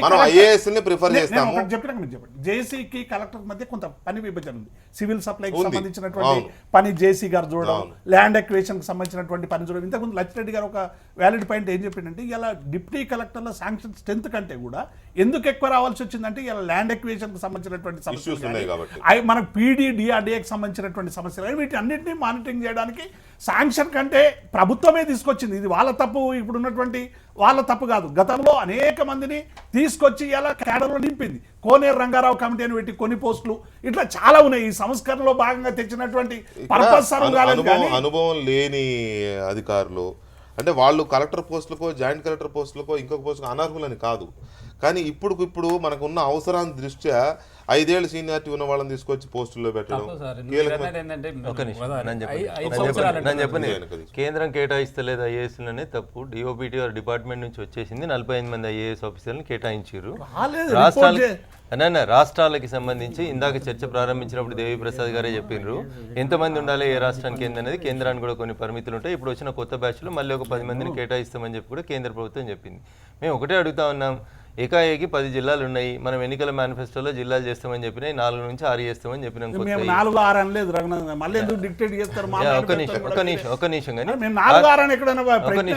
ఒక నిమిషం ఆ రోజు చెప్పింది మనం ఆ రోజు చెప్పింది మంచిర్యాలకు పోయి మంచిర్యాల జిల్లా వేస్తామని చెప్పినాం, సిద్దిపేటకు పోయి సిద్దిపేట జిల్లా వేస్తామని చెప్పినాం. దేవిప్రసాద్ గారు ఆ రోజు ఉద్యోగం చేసుకుంటున్నారు, మేమంతా ఉద్యమంలో ఉన్నాం. మేము చెప్పినాం మాకు గుర్తున్నాయి కదా, ఏ జిల్లాకు పోతే ఏం జిల్లాలు ఇస్తామని చెప్పినాం.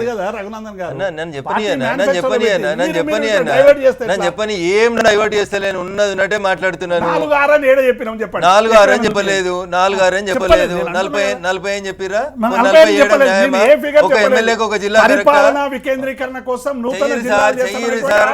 చెయ్యరు సార్, వద్దంటలేం. ఏం పద్ధతి అవలంబిస్తున్నారు అని అడుగుతున్నాం. గద్వాల వద్దన్న నోట్లకి వెళ్ళి గద్వాల ఎట్లా అయింది అని అడుగుతున్నాం. క్షమించమని అడిగిన మంత్రి ఎందుకు హై పవర్ కమిటీ చేస్తే సిరిసిల్లకు రాజన్న జిల్లా అని పేరు పెట్టిరు అని చెప్పిరని అడుగుతున్నాం. 2 రోజులలో మారుతున్న పరిస్థితులు ఏందని అడుగుతున్నాం. అరే మేము అడుగుతున్నాం, 100% ఉంది, 100% హక్కు ఉంది, 100% ప్రజలకు హక్కు ఉంది, మాకు కూడా హక్కు ఉంది. ప్రతిపక్షాలుగా జిల్లా కావాలని అడిగినప్పుడు ఇదే ప్రతిపక్షాలు చేసినటువంటి ఏంటి, మీరు మీ కుటుంబానికి ఒక జిల్లా ఇస్తారా, ఇదేం పద్ధతి అని అంటారు. గద్వాల చేయకపోతేనేమో అరుణ గారికి ఇవ్వలేదా అంటారు. ఇందిరా పార్క్ దగ్గర వాళ్ళే పోయి సమావేశాలు పెట్టి గద్వాల ఇంత అన్నిటికీ క్రైటీరియాకు సరిగ్గా ఉంది కాబట్టి గద్వాల ఇయ్యాలని వాళ్ళే మాట్లాడతారు. గద్వాల సిరిసిల్ల జనగామ ప్రజలు మాత్రమే అడగలేదు కదా, ఇంకా చాలా అడిగారు. వాళ్ళకు కూడా ఇవ్వచ్చు. నేనేమడుగుతున్నా అంటే వాళ్ళకు కూడా ఇవ్వాలి కదా. ఏ కమిటీ వేసిందని, ఏ శాస్త్రీయ పద్ధతిలో అధ్యయనం జరిగిందని గద్వాల ఇయ్యమని ముఖ్యమంత్రి నోట్లకి ముఖ్యమంత్రి గారు మాట్లాడారు. గద్వాల ఒక నిమిషం, సిరిసిల్ల మంత్రి అయితే ఉత్తరం రాసిన కాపీ కూడా ప్రజల్ని క్షమించమని అడిగిండు. తర్వాత ఏం మార్పులు వచ్చినాయి, ఏ కమిటీ అధ్యయనం చేసింది, ఏ లచ్చిరెడ్డి గారి కమిటీ రికమెండ్ చేసిందని మీరు ఇస్తున్నారు అని అడుగుతున్నాము. ప్రజలే అడిగారు. ప్రజల ఆకాంక్షలు ఇంకా 2-3 ఉన్నాయి సార్, అవి కూడా ఇచ్చేయండి. వాటికి మాత్రం అక్కడున్న మంత్రి గారి కొడుకు పదవి ఇస్తే అయిపోతా, అక్కడున్న మంత్రి గారి కొడుకు పదవి ఇస్తే అయిపోదు కదా. దసరాకు ప్రారంభిస్తలేము, ఇది పాయింట్. ఈ జిల్లాలు కాదు, వచ్చే జిల్లాలకు సంబంధించిన డిమాండ్లు ఉంటే తప్పకుండా ప్రభుత్వం పరిశీలిస్తారు. తర్వాత క్రమంలో చేస్తాం. ఇదేం ఫుల్ స్టాప్ కాదు. జిల్లాలకి అవసరమైతే ఇంకొక జిల్లాలు చేస్తాం. దాన్ని కూడా మీరు ఇప్పుడే డిక్టేట్ చేస్తే మేమేం డిక్టేట్ చేస్తలేము. ప్రజల తరఫున ప్రతిపక్షంగా మా గొంతును ఖచ్చితంగా అసెంబ్లీకి ఒక జిల్లా ఏరి మాకేం ఇబ్బంది లేదు. మీరు ఇట్లే పరిపాలించుకుంటామంటే పోతూనే ఉండండి, చేస్తూనే ఉండండి, తప్పులు చేస్తూనే ఉండి. దీన్ని కంట్రోల్ చేయడానికి ఉండాల్సిన ఏజెన్సీస్ ఉన్నాయి. అవి 100% ఇప్పటికి 16 సార్లు చేసినాయి, రేపు 18 సార్లు చేస్తాయి. అవి ఈ సెలవులలో ఇంత ఆగమాగం ఎందుకు చేస్తున్నారంటే సమాధానం లేదు ప్రభుత్వం. కేకే కమిటీ ఏం కమిటీ, ఎవరితో చర్చించింది కేకే కమిటీ? హూ ఇస్ కేకే? ఆయనకున్న సాంక్టిటీ ఏంది? ప్రతిపక్షాలు ఎవరు పోలేదు? ప్రతిపక్షం కాదు.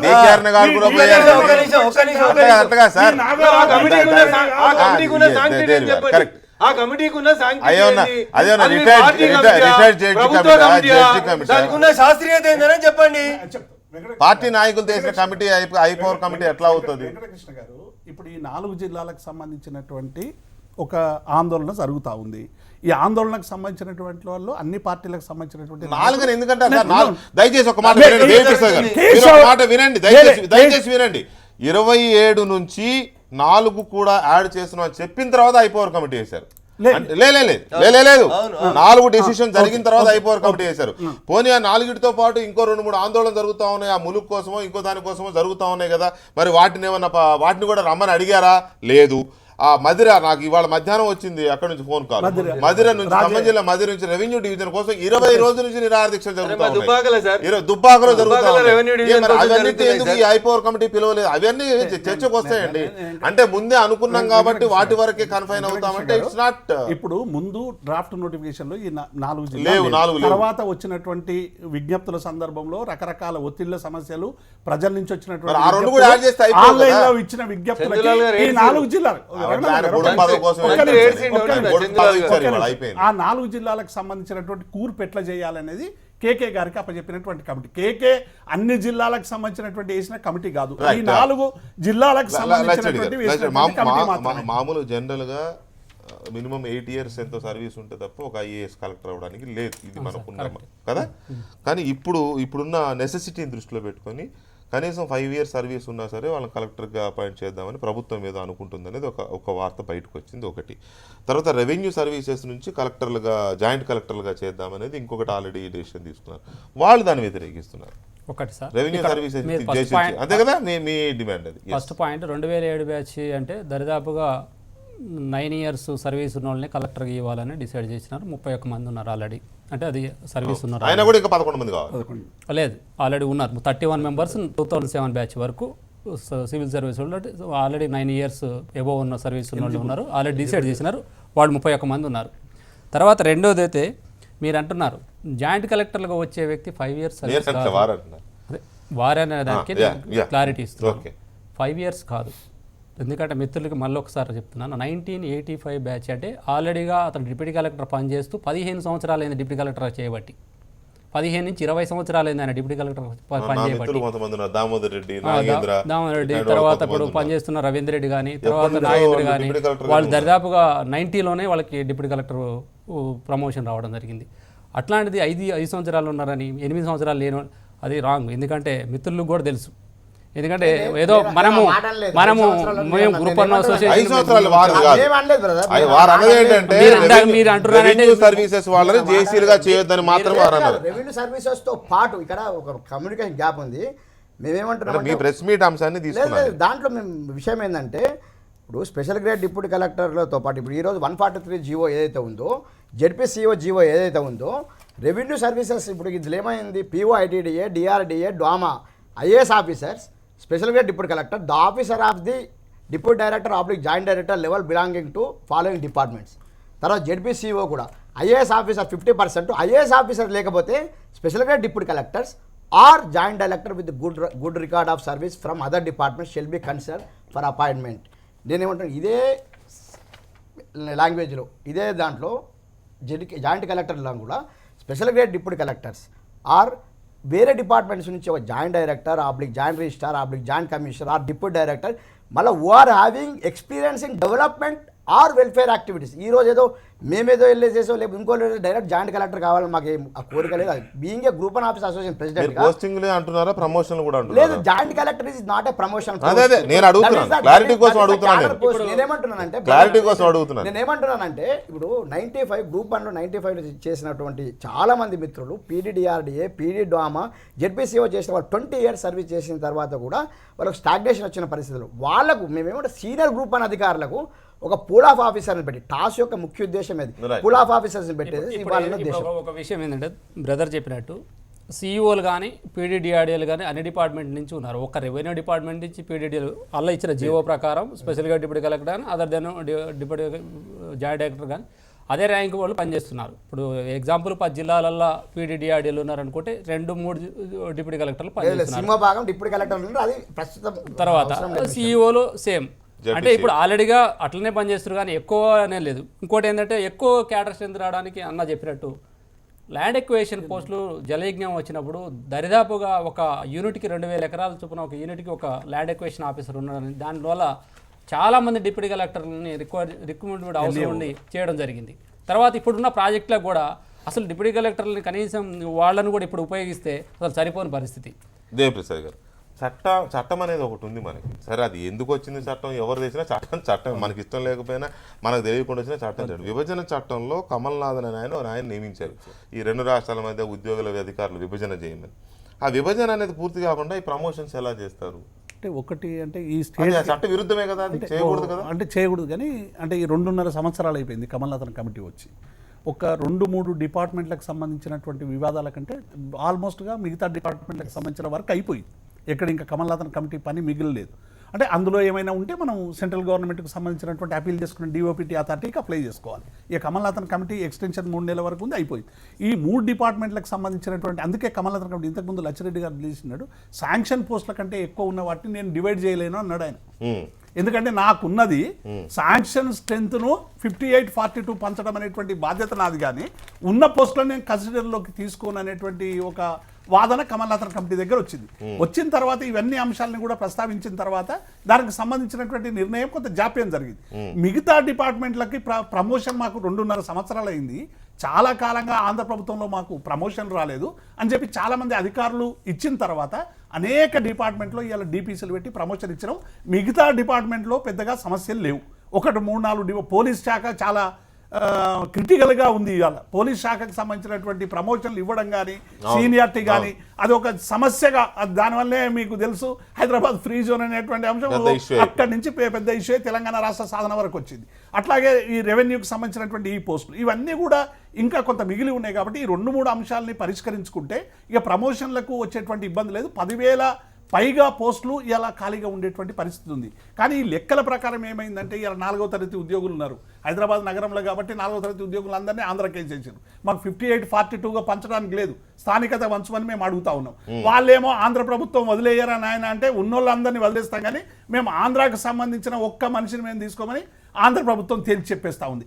కాబట్టి ఇటువంటి స్థితిలో రాష్ట్ర ప్రభుత్వం కొన్ని మానవీయ కోణంలో కూడా నిర్ణయాలు తీసుకోవాలని చెప్పి ఉద్యోగ సంఘాలన్నీ కూడా ప్రభుత్వాన్ని డిమాండ్ చేసినాయి. అందులో భాగంగానే ఇలా 4వ తరగతి ఉద్యోగులందరినీ కూడా వెనక్కి రప్పించేటువంటి ఒక ప్రక్రియకి కొంత శ్రీకారం చుట్టి బహుశా 1-2 రోజుల్లో ఆ సమస్యకి పరిష్కారం దొరుకుతుంది.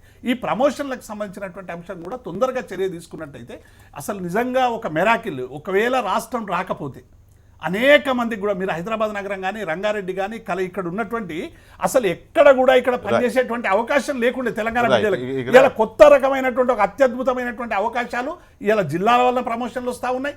అనేక మంది అధికారులు అవుతా ఉన్నారు. ఇలా అసలు డైరెక్టరేట్గా ఇన్ఛార్జీలుగా ఎన్నడూ తెలంగాణ వాళ్ళని పెట్టినటువంటి పాపన పోలేదు. ఇలా బీసీ డైరెక్టర్గా గ్రూప్ 1 అధికారులను ఇలా పెట్టి పనిచేయిస్తున్నటువంటి సందర్భాలు కనబడతా ఉన్నాయి. లచ్చిరెడ్డి గారు, ఈ ఎంఆర్ఓల పేర్లలో మార్పులు, తహసీల్దార్ ఎప్పుడో ఉండేవి, గిరిదావర్ అనే పదం ఎప్పుడో ఉండేది, గిరిదావర్ అనేవాళ్ళం. మళ్ళీ గిరిదావర్ అనే ఇది తీసుకొస్తామంటున్నారు. డిప్యూటీ తహసీల్దార్కి నాయబ్ తహసీల్దార్ అని. అంటే ఈ టర్మ్ ఈ నామన్క్లేచర్ మార్చడం అవసరం?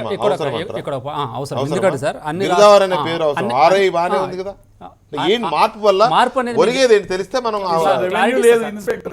మార్పు అనేది క్లారిటీ ఇస్తా సార్. 2008లో చాలా వరకు మనం ఎంఆర్ఓ అని 2008 ముందు ఇంటర్ 83 తర్వాత ఎంఆర్ఓ అని పెట్టాం, మండల రెవెన్యూ ఆఫీసర్ అని. మన సర్టిఫికేట్ ఒక క్యాస్ట్ సర్టిఫికేట్ కానీ ఓబీసీ సర్టిఫికేట్ కానీ ఇష్యూ చేసినప్పుడు ఎంఆర్ఓ అంటే వేరే స్టేట్లలో అన్నిట్లలో కూడా నామిక్లేచర్ మార్చలేదు. తహసీల్దార్, నాయబ్ తహసీల్దార్, గిరిదావరే నేమ్. 29 స్టేట్స్లో కూడా సేమ్ పేర్స్ అదే నేమ్స్ ఉన్నాయి. మన సర్టిఫికేట్ ఓబీసీ సెంట్రల్ గవర్నమెంట్ పోయినా కూడా, తర్వాత ఐఐటి పోయినా కూడా ఈ సర్టిఫికేట్ ఇన్వాలిడ్ సర్టిఫికేట్గా చూడటం జరిగింది. దాన్ని మేము ప్రభుత్వం దృష్టికి తీసుకుపోయిన తర్వాత ప్రభుత్వం ఆ రోజు 2008లో కూడా ఒక జీవో ఇవ్వడం జరిగింది. తహసీల్దార్ వారి కార్యాలయం చేయాలి, తహసీల్దార్ ఎంఆర్ఓ నుంచి తహసీల్దార్ పేరు మారుస్తున్నాం అని. అదేవిధంగా ఇప్పుడు నాయబ్ తహసీల్దార్ కూడా కొన్ని సర్టిఫికేట్ ఇష్యూ చేయడం ఇప్పుడు మనం పర్మిషన్స్ ఇచ్చాం. కాబట్టి ఖచ్చితంగా మనం వేరే స్టేట్లో మన సర్టిఫికేట్ చల్లాలి, వ్యాలిడిటీ కావాలంటే ఖచ్చితంగా ఆ పేర్లు ఏదైతే స్టేట్లో ఉన్నాయో అదే పేర్లు ఉండాలి అనేది ప్రభుత్వం దృష్టి. ఇప్పటి వరకు డిప్యూటీ తహసీల్దార్ల ప్రమోషన్లు ఇవన్నీ కూడా జేసీల అండర్లో ఉండేవి. ఇప్పుడు వాటిని కలెక్టర్కి ఇచ్చేస్తామని చెప్పేసి ఒకరు చెప్తా ఉన్నారు. అది మీకు సమ్మతమేనా? అంటే సమ్మతమేనా మీరు కాదంటే ఆగుతుందని కాదు, అంటే ఒపీనియన్ ఏంటని? ఇప్పుడు అడ్మినిస్ట్రేషన్ మంచిగా నడుస్తుంది కంపల్సరీగా. చిన్న అడ్మినిస్ట్రేషన్ కాబట్టి స్టేట్లో మిగతా డెవలప్మెంట్ యాక్టివిటీస్ కానీ ఇంకేమైనా యాక్టివిటీస్ కానీ మన జాయింట్ కలెక్టర్ గారు చూసినప్పుడు కంట్రోలింగ్ ఆఫీసరు మన ఏదైతే ఉన్నాడో కలెక్టర్ గారికి ఉండటమే మంచిది. ఎందుకంటే ఓవరాల్ అడ్మినిస్ట్రేషన్ కలెక్టర్ గారికి మీ ఒపీనియన్ చెప్పండి. అదే నేనేమంటున్నానంటే ఈరోజు అడ్మినిస్ట్రేషన్లో రెవెన్యూ అనేది ఒక భాగం. రెవెన్యూ అడ్మినిస్ట్రేషన్ కాదు. ఈరోజు జాయింట్ కలెక్టర్ పోస్ట్లో ఈరోజు ల్యాండ్ రెవెన్యూ పాత్ర నేను చెప్పింది కాదు, మన చీఫ్ సెక్రటరీ సెంట్రల్ ప్రభుత్వం ఉన్నటువంటి మాట ఏంటంటే రాను 1960-70లో ఉన్నటువంటి రెవెన్యూ యొక్క పాత్ర గణనీయంగా తగ్గిపోయి ఇలా అభివృద్ధి, Panchayati Raj, municipal administration, welfare department యొక్క పాత్ర పెరుగుతున్న పరిస్థితులలో నిత్యము అభివృద్ధి సంక్షేమ పథకాలను ప్రజలకు చేరవేయాలంటే, దాన్ని సూపర్వైజ్ చేయాలంటే ఒక ఆఫీసర్ ఉండాలి. జాయింట్ కలెక్టర్కు ఇప్పుడు ఈరోజు ఏంటంటే ఒక జిల్లాలో 2 రెవెన్యూ డివిజన్లలో ఆర్డీఓలు, డిఆర్ఓలు ఉన్నప్పుడు ఒక development and welfare activity super చేయడానికి ఒక జాయింట్ కలెక్టర్కు, ఎందుకంటే అదర్శన కమిటీ యొక్క రిపోర్టు కూడా దాదాపు అదే ఉంటుందని చెప్పి, కాబట్టి కలెక్టర్ అనేది రిప్రజెంటేటివ్, అంటే chief representative of the district, అంటే గవర్నమెంట్ ఎగ్జిక్యూటివ్ మెజిస్ట్రేట్, ఆయన హెడ్ ఆఫ్ ది డిస్ట్రిక్ట్, అంటే అన్ని డిపార్ట్మెంట్ యొక్క శాఖ అధిపతి. కాబట్టి జాయింట్ కలెక్టర్ను డెవలప్మెంట్ వెల్ఫేర్, ఎందుకంటే ఐఏఎస్ ఆఫీసర్లు లేని పరిస్థితులలో ఒక వేరే అన్ని డిపార్ట్మెంట్ నేనేమంటున్నానంటే ప్రభుత్వం ఆల్టర్నేట్ ఏర్పాటు చేసుకోవడానికి మనం తప్పట్టాల్సిన అవసరం లేదు, కానీ దానికి కూడా ఒక సైంటిఫిక్ రీజన్ పెట్టుకుని చేస్తే బాగుంటుంది. డైరెక్ట్ ఎవరంటే వాళ్ళని తీసుకొచ్చి చేయడం కాదు, డెవలప్మెంట్ అదే అంటున్నా నేను కూడా ఒక రీజనబుల్ గా వెళ్తే అందరూ ఈవెన్ రెవెన్యూ మిత్రులు కూడా స్పెషల్ గ్రేడ్ డిప్యూటీ కలెక్టర్ ఉన్న వాళ్ళని అందరూ కూడా యాక్సెప్ట్ చేస్తారు. రైట్. ఇక్కడ కొన్ని చోట్ల ఇప్పుడు కొన్ని జిల్లాలు కాదు, అసలు జేసీ అనే దాన్ని తీసేయాలని ఆలోచన జరుగుతోంది. ఆఫీసర్ల కొరతనో లేకపోతే చిన్న జిల్లాలు కాబట్టి వీళ్ళకి పెద్ద పని ఉండదు అనే ఉద్దేశంతో జేసీ పోస్ట్ తీసేయాలి, లేదా కొన్ని జిల్లాలో పెట్టినా కూడా అధికారులకు కత్తిరి వేయాలని. అంటే ఇప్పటి వరకు కొన్ని జిల్లాల్లో జేసీలు చాలా యాక్టివ్ రోల్ అనేది మనం చూస్తూ ఉన్నాం. ఈ ల్యాండ్ రికార్డ్స్కి సంబంధించి కానివ్వండి, అక్విజిషన్కి సంబంధించి కానీ ఇవన్నీ జేసీలో చూస్తూ ఉంటారు. క్లియర్ విభజన ఉంది, పని విభజన. సో ఈ జేసీ వ్యవస్థను తీసేస్తే ఎలా ఉంటుంది జిల్లాల్లో? సరే, ఇప్పుడు కొన్ని సందర్భాల్లో ఒక జిల్లాని ఒక యూనిట్గా తీసుకొని మనం కొన్ని చర్చలు చేసుకుంటే I can suggest you something sir. ఇప్పుడు మా మెదక్ జిల్లా, అదే బ్రీఫ్గానే మెదక్ జిల్లాని తీసుకుంటే మెదక్ జిల్లా 3 ముక్కలు అయింది సార్. ఒకటి సిద్దిపేట, మెదక్, సంగారెడ్డి 3 జిల్లాలు అవుతుంది సార్.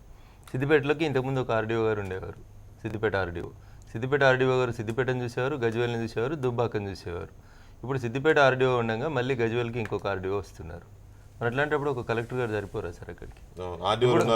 ఇప్పుడు మెదక్ ఉంది సార్, మెదక్ ఒక ఆర్డీఓ ఉండేవారు. ఇప్పుడు మెదక్ జిల్లాలో వచ్చే యూనిట్లు మొత్తాన్ని మెదక్ ఆర్డీఓ గారు చూసేవారు గతంలో. ఇప్పుడు మెదక్ ఒక కలెక్టర్ వస్తున్నాడు, ఒక ఆర్డీఓ ఉన్నాడు, ఇంకా మళ్ళీ మధ్యలో జేసీ రెవెన్యూ డివిజన్స్ పెరుగుతున్నాయి కాబట్టి జేసీల అవసరం తగ్గుతుంది సార్. ఇప్పుడు సంగారెడ్డి జిల్లా ఉంది సార్, సంగారెడ్డికి ఇంతకుముందు సంగారెడ్డి ఆర్డీఓ ఒక్కడే ఉండేవాడు. సంగారెడ్డి ఆర్డీఓ ఒక్కడే సంగారెడ్డి, పటాన్చెరు, జహీరాబాద్, నారాయణఖేడ్ 4 అసెంబ్లీని చూసేవాడు సార్. ఇప్పుడు జహీరాబాద్లో ఒక ఆర్డీఓ వస్తున్నాడు, నారాయణఖేడ్లో ఒక ఆర్డీఓ వస్తున్నాడు, సంగారెడ్డిలో ఒక ఆర్డీఓ, ఆల్మోస్ట్ ప్రతి అసెంబ్లీ కాన్స్టిట్యూన్సీ ముగ్గురు ఆర్డీఓలు వచ్చారు. ముగ్గురు ఆర్డీఓలు వచ్చినాక వీళ్ళ పైన ఒక కలెక్టర్ కంటే ఎక్కువ ఎందుకు సార్? ఇంకా దానితో పాటు మండలాన్ని పెంచుతున్నారు, తహసీల్దారులను పెంచుతున్నారు, ఆర్డీఓలను పెంచుతున్నారు. ఇంతమందిని పెంచినాక ఇప్పుడు మా సంగారెడ్డి సంగతి చెప్తా సార్ నేను. ఇది హైదరాబాద్కి దగ్గర ఉంది కాబట్టి ఒక కలెక్టర్ ఉంటాడు, ఒక జాయింట్ కలెక్టర్, 2 ఏజీసీలు, ఒక డిఆర్ఓ. సార్ ఉన్నారే ఇప్పుడు మా జిల్లాలో ఉన్నారు, ఇంకా ఉన్నారు, డిఆర్ఓ ఉన్నాడు. ఎంతమంది సార్ ఐఏఎస్లు? వీళ్ళు ఏం లేదు సార్, వీళ్ళకి మనిషికో బంగ్లా, 4 అటెండర్లు, 3 కార్లు, టెలిఫోన్లు. ఎంత దుర్వినియోగం అంటే సార్. దీనికి యూనియన్కి సంబంధం లేదు, ఐఏఎస్ ఐపీఎస్ పోస్టింగ్లకి ఎంఆర్ఓల యూనియన్లకి సంబంధం లేదు, ఉద్యోగ సంఘాలకు సంబంధం లేదు. వ్యవస్థని చాలా వరకు ఇబ్బంది పెడుతుంది బ్యూరోక్రాట్లకి. ఏదో మా మెదక్ జిల్లాలో నేను ఇప్పటికి చెప్తున్నా, మా ఊరికి వెళ్ళడానికి ఒక కలెక్టర్ రాలే ఈ దేశానికి స్వతంత్రం వచ్చినాక. ఇంకా ఆయన ఏం కలెక్టర్ సార్, ఏం చేస్తాడు సార్ ఆయన? దుబ్బాక మండలంలో 32 గ్రామ పంచాయతీలు ఉంటే ఇయ్యాలటి దాకా 15 గ్రామ పంచాయతీలను గత 70 సంవత్సరాలుగా ఒక్క కలెక్టర్ కూడా సందర్శించిన గ్రామ పంచాయతీలు. సమస్యను ఎలా అధిగమిస్తారు? సరే, ఆందోళనలు జరుగుతూనే ఉన్నాయి, ఎంత ఇస్తారో లేదో చూద్దాము. ఒకటి ఇప్పుడు రఘునందన్ గారు ఈ అనుభవమే ఇవాళ నూతన జిల్లాలకు ఒరవడి. ఎందుకంటే ఇలా ఉపయోగించుకున్నారా? జిల్లా కాబట్టి రఘునందన్ గారి అనుభవమే అదే ఇలా ఉపయోగించుకున్నారు. ఇప్పుడు జిల్లా కలెక్టర్ అంటే ఎందుకంటే ఒక ఫ్యూడల్ రాజులాగా ఉండేటువంటి స్థితి నుంచి పరిపాలనా వికేంద్రీకరణ వచ్చేటువంటి అవకాశం. జిల్లాలు ఇప్పుడు వారు అడిగిన ప్రశ్న జాయింట్ కలెక్టర్ అవసరం, అదే చెప్తాను. మీరు అది అట్లా వచ్చారు కాబట్టి నేను ఈ రకంగా ఇలా వాడుకున్నాను, జిల్లా వాడుకున్నాను. ఎందుకంటే ఇద్దరం ఒక జిల్లా కాబట్టి ప్రేమ ఉంటది కదా. ఒకటి. రెండవది జాయింట్ జాయింట్ కలెక్టర్లకు సంబంధించి నిజంగా రఘునందన్ గారు అన్నట్టు పెద్ద జిల్లాలు ఉన్నప్పుడేమో ఈ బైఫర్కేషన్ ఇప్పుడు అంతా అవసరం లేదులేండి, ఉంది. వాస్తవం. కాబట్టి కింది స్థాయి ఉద్యోగులకు కూడా ప్రమోషన్లు వచ్చి జిల్లా అధికారులుగా ఎదగాలంటే డెఫినెట్ గా ఎదగడమే కాదు, అంత పని కూడా ఉండాలి కదా. అవసరం అంత ఉండేది. పని కూడా ఉండాలి. కలెక్టర్ చేసి time. డిఆర్ఓలను నియమించేసి ఆర్డీఓలు ఉంటే సరిపోతుంది. Right.